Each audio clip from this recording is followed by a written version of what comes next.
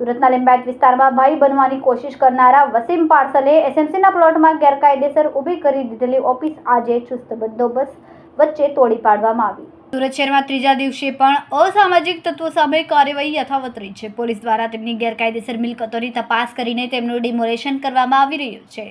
સવારે લિંબાયત વિસ્તારમાં પોલીસની ટીમ કોર્પોરેશન વિભાગના અધિકારીઓ સાથે પહોંચીને ડિમોલેશનની કામગીરી ચુસ્ત પોલીસ બંદોબસ્ત વચ્ચે શરૂ કરવામાં આવી હતી। પોલીસ દ્વારા છેલ્લા 3 દિવસથી દરેક પોલીસ સ્ટેશન હદ વિસ્તારમાં અંદર જે અસામાજિક તત્વો હતા તેમની યાદી તૈયાર કરવામાં આવી। ત્યારબાદ કોર્પોરેશનના અધિકારીઓ સાથે સંકલન કરીને જે પણ અસામાજિક તત્વોની ગેરકાયદેસરની મિલકતો નજરે પડે ત્યાં બુલડોઝર ફેરવવાનું શરૂ કરી દેવાયું છે। સુરતના લિંબાયત વિસ્તારમાં માથાભારે શખ્સ તરીકે ઓળખ ધરાવતા વસીમ પાર્સલની ત્યાં કાર્યવાહી શરૂ કરવામાં આવી। વસીમ અનેક ગેરકાયદેસર પ્રવૃત્તિમાં સંડોવાયેલો છે। એસએમસીના ખુલ્લા પ્લોટ પર ગેરકાયદેસર વર્ષોથી દબાણ કરી દીધું હતું અને સ્ટ્રક્ચર ઊભો કરી દીધું હતું। તેને દૂર કરવા માટેની આજે કાર્યવાહી શરૂ કરવામાં આવી રહી છે।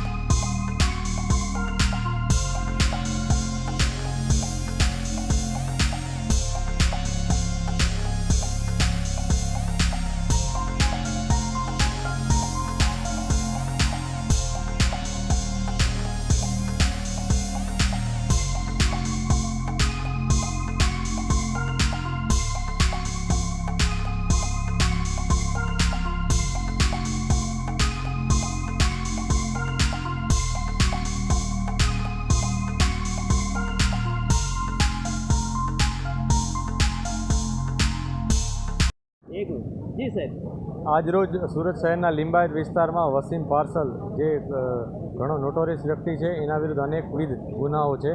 લગભગ 25 જેટલા ગુનાઓ છે। એમાં એ પાસા પણ જઈ આવ્યો છે। આ ઉપરાંત એના ઉપર મારામારી, ચોરી, લૂંટ અનેક પ્રકારના ગુનાઓ છે। વધુમાં જોઈએ તો એ આ વિસ્તારમાં પોતાની ધાક જમાવવા માટે માંડવાળી કરવાની હંમેશા પ્રયાસ કરતો।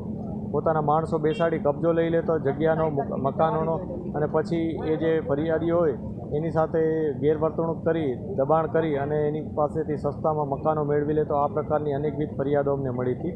આ ફરિયાદો, રજૂઆતો ધ્યાનમાં લઈ અમે બધું ચેકિંગ કર્યું હતું। એ દરમિયાન અમારા ધ્યાનમાં આવ્યું હતું કે એણે એસએમસીના રિઝર્વેશનવાળી જગ્યા ઉપર પોતાનું એક બાંધકામ કરેલ છે કે જેમાં એ ઓફિસ બનાવી અડ્ડો ટાઈપ બનાવી દીધો હતો। આ અડ્ડામાં બેસી અને આ જ પ્રકારની નોટોરિયસ પ્રવૃત્તિ, ઇલીગલ પ્રવૃત્તિ અને અસામાજિક કામગીરી કરતો રહેતો હતો। અહીંયા ઘણીવાર એ લોકોને બોલાવી ધાક ધમકીઓ આપતો, માંડવાળી કરાવતો। એટલે આ વિસ્તારમાં ઇન્ડાયરેક્ટલી એક પ્રભાવ પાડવાની સતત એના પ્રયાસો હતા અને આ બાબતની જાણ અમે એસએમસીને કરી હતી। એસએમસીએ કન્ફર્મ કર્યું કે આ જગ્યા છે એ લોકોની પોતાની છે, એસએમસીની, અને એના ઉપર ઇલીગલી સ્ટ્રક્ચર છે। આ સ્ટ્રક્ચર અત્યારે તોડી પાડવામાં આવ્યું છે।